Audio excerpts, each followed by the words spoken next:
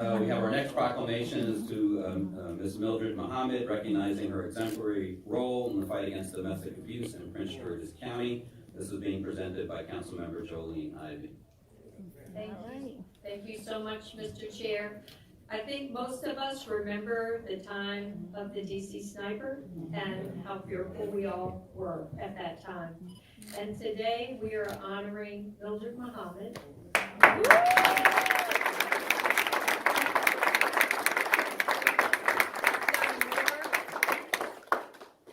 She has done more than survive. She has thrived.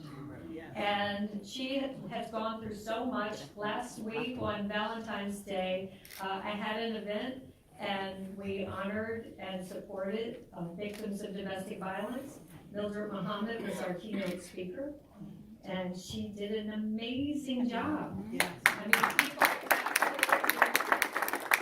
love hearing from her.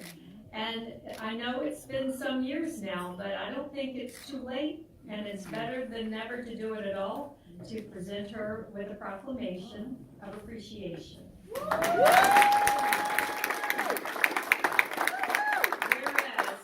on February 14th, 2020, Councilmember Jolene Ivey, in partnership with the Prince George's County Family Justice Center, launched Councilmember Ivey's second annual campaign, Love Shouldn't Hurt, to bring awareness and resources in Prince George's County for victims of domestic abuse. And whereas Mildred D. Muhammad is being recognized as one of the most sought-after, award-winning global keynote speakers for the United States Department of State on domestic abuse, post-traumatic stress disorder, suicide, and child custody. And whereas the ex-wife of the DC sniper John Muhammad, Mildred Muhammad, shares her experiences involving fear, abuse, and many times victim blaming. And whereas Mildred Muhammad was a victim, then a survivor, and now a healer to those who have suffered at the hands of an abuser. And whereas through her dedication, Mildred Muhammad transforms lives, and in many cases saves them, by making it her mission to be a vessel of support and healing to all those affected. And whereas the Prince George's County Council is extremely honored to have this opportunity to recognize and pay tribute to Mildred Muhammad for her exceptional contributions, commitment to healing, and inspirational spirit.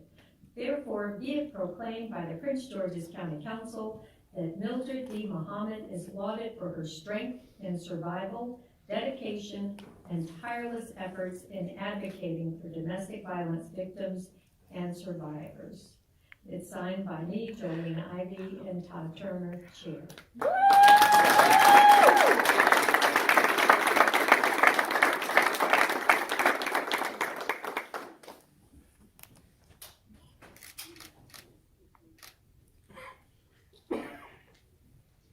Good. As Ms. Muhammad makes her way up to speak, I hope she also introduces two of her children.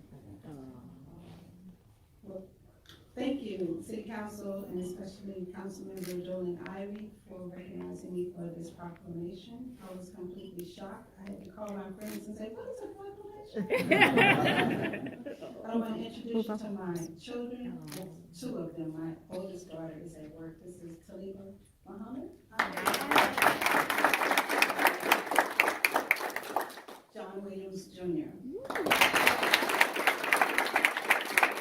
that time, it was very difficult for me and my children because often we wasn't really recognized as victims, which many victims are not recognized. 80% of victims do not have physical scars to prove that they are victims. Therefore, there's a victim, there's a survivor, and there's an abuser in this audience right now. We don't always want to concentrate on the 20%, because the 20% are physical scars, which as a visual people, we need to see physical scars in order to prove that that person is a victim. But 80% of us walk around in pain, and no one is really there to address our issues. The statistics used to be 95% women are abused, 5% men are abused, but that's stat has changed. It's 85% are women and 15% are men. So women are abusers too. And we don't always like to talk about that. So in closing, because I don't want to take up too much time, I would just like for all of us moving forward in 2020 to change the narrative from why do you stay and start asking the abuser, why do you abuse? Right. Here's the reason for that. When you ask a victim, why do you stay? You are actually putting the total responsibility of the abusive relationship on the victim. And you rarely or not at all ask the abuser, why do you abuse? Because the issue lies with the abuser, not the victim. And the abuser needs help too. He or she needs to understand, why do you abuse? Why do you feel it's necessary to take control of somebody else's life? And we don't always like to take the hard road, because the abuser is the hard road. Blaming the victim is the easy part. When I was going through all of that, the community blamed me. They said, well, if you would have stayed with him, then he just would have killed you. If you would have stayed on the West Coast, then the people on the East Coast would still be alive. How dare you bring this drama into our quiet community? And how dare you call you and your children victims when none of you were hurt or killed? My children were just finding out about all of those comments that were made as they got older. And they asked me, why didn't I tell them? I said, because I had to take that hit. I needed to protect you all so you can grow up to be emotionally balanced. And they are. My daughters, both of them sing classical music in 8 different languages. And my son is a manager at a sunglass hut, in case y'all want to get glasses for the